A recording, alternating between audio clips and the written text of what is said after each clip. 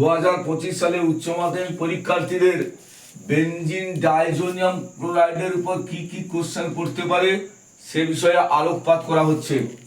প্রথমে দেখো, benzene diazonium ক্লোরাইডের দু একটা ব্যাখ্যামূলক প্রশ্ন করতে পারে। প্রথম হচ্ছে কি, আমি কিভাবে প্রিপারেশন করব, প্রিপারেশনের মধ্যেই ব্যাখ্যামূলক প্রশ্ন।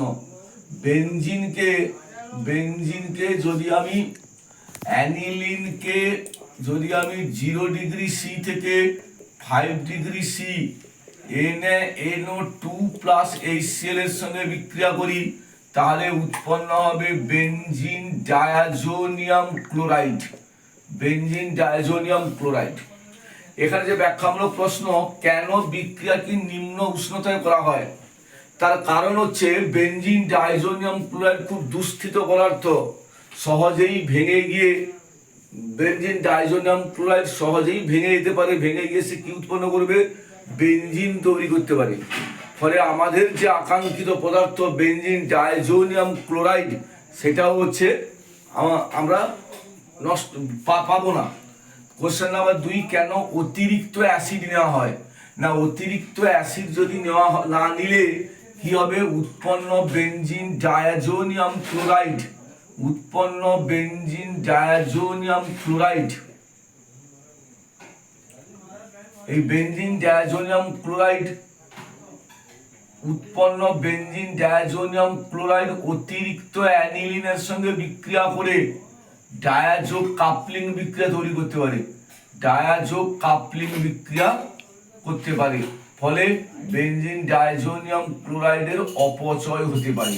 সেই জন্য অতিরিক্ত পরিমাণে HCl নেওয়া হয় বা অ্যাসিড নেওয়া হয়। এবার দেখো, বেনজিন ডাইজোনিয়াম ক্লোরাইডের উপর কি কি বিক্রিয়াগুলো আমাকে পড়তে হবে, কি কি বিক্রিয়াগুলো পড়তে হবে। দেখো, বিক্রিয়াগুলো হচ্ছে বেনজিন ডায়াজোনিয়াম ক্লোরাইডের যে বিক্রিয়াগুলো আমাদেরকে অবশ্যই পড়তে হবে পরীক্ষার জন্য। ভালো করে ফলো করো।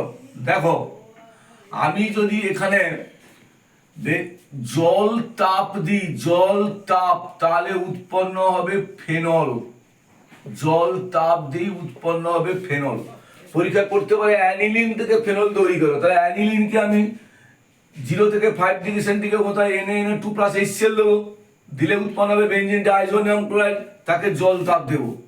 এবার দেখো, একে যদি আমি H3PO2 বা ইথানলের সঙ্গে বিক্রিয়া করি, ইথানল, তাহলে উৎপন্ন হবে আমার বেনজিন। পরীক্ষা করতে পারে রূপান্তর করো অ্যানিলিন থেকে বেনজিন, কিংবা অ্যানিলিন থেকে তুমি কি হবে NH2 মূলককে অপসারণ করবে। এবার দেখো, Cu2Cl2 এবং হচ্ছে HCl, তার মানে এখানে উৎপন্ন হবে ক্লোরোবেনজিন। ক্লোরোবেনজিন তার মানে হচ্ছে যেই মূলকটাকে আমি প্রবেশ করাতে চাই তার হাইড্রাসিড এবং কপার লবণ। ঠিক তেমনি Cu2Cl2 HBr দিলে হবে ব্রোমোবেনজিন, ব্রোমোবেনজিন।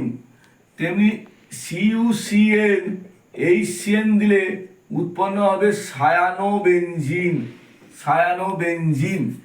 এই ধরনের বিক্রিয়াগুলোকে আমরা বলছি স্যান্ড মায়ার বিক্রিয়া। পরীক্ষা করতে পারে উদাহরণ দাও, স্যান্ড মায়ার বিক্রিয়া, স্যান্ড মায়ার বিক্রিয়া। স্যান্ড মায়ার বিক্রিয়া বললে তোমাকে বুঝতে হবে যে মূলকটা প্রবেশ করাতে হবে তার হাইড্রাসিড এবং তার কপার লবণ। আবার কোশ্চেন এইটাকে দেখো, এই বিক্রিয়াটা আমি করবো HCl শুধু কপার যদি দিই, তাহলে সেখানেও হবে ক্লোরোবেনজিন। আমি যদি আবার HBr Cu দেই, তাহলে হবে ব্রোমোবেনজিন, ব্রোমোবেনজিন। আবার দেখো HCN আর Cu দিলে আমাদের উৎপন্ন হবে সায়ানোবেনজিন, সায়ানোবেনজিন। তাহলে এক্ষেত্রে দেখো, শুধু কপার দিয়েছি এবং তার হাইড্রাসিড দিয়েছি। এইরকম বিক্রিয়াকে বলা হয় গ্যাটারম্যান বিক্রিয়া, গ্যাটারম্যান বিক্রিয়া, গ্যাটারম্যান বিক্রিয়া। পরীক্ষা করতে হবে উদাহরণ দাও, স্যান্ড মায়ার বিক্রিয়া, উদাহরণ দাও গ্যাটারম্যান বিক্রিয়া। আরো দেখো বিক্রিয়াগুলো দেখো, ফলো করো। বেনজিন ডাইজোনিয়াম ক্লোরাইডের সাথে যদি আমি বেনজিন ডায়াজোনিয়াম ক্লোরাইডের সাথে যদি আমি জিঙ্ক HCl বা ভালো করে লক্ষ্য করো জিঙ্ক SnCl2 NaOH HCl যদি দিই তাহলে উৎপন্ন হবে ফিনাইল হাইড্রাজিন NH2 ফিনাইল হাইড্রাজিন উৎপন্ন হবে বেনজিন ডায়াজোনিয়াম ক্লোরাইডের সাথে। এখানে এর সঙ্গে যদি আমি অ্যানিল ফেনলের বিক্রিয়া করাই, ফেনলের বিক্রিয়া ক্ষারীয় অবস্থায় ফেনলের বিক্রিয়া করি, NaOH দিয়ে যদি আমি বিক্রিয়া করি তাহলে উৎপন্ন হবে, এখন সে NaOH দিলে তাহলে উৎপন্ন হবে N=NON। এইরকম বিক্রিয়াকে আমরা বলছি, আচ্ছা হচ্ছে N=N, একে বলছি ডায়াজো কাপলিং বিক্রিয়া, ডায়াজো কাপলিং বিক্রিয়া, ডায়াজো কাপলিং বিক্রিয়া। ক্লিয়ার হলো?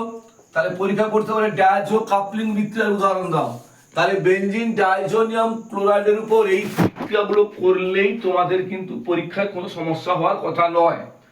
তোমরা এইটা নিয়ে মন দিয়ে তোমরা পড়াশোনা করো, আমার ইউটিউব চ্যানেলটাকে ভালো করে ফলো করো, খাতায় প্র্যাকটিস করো এবং সাবস্ক্রাইব করো। আমি পরবর্তী ক্লাসে তোমাদের আবার নতুন একটা অধ্যায় নিয়ে উপস্থিত হব। Good night.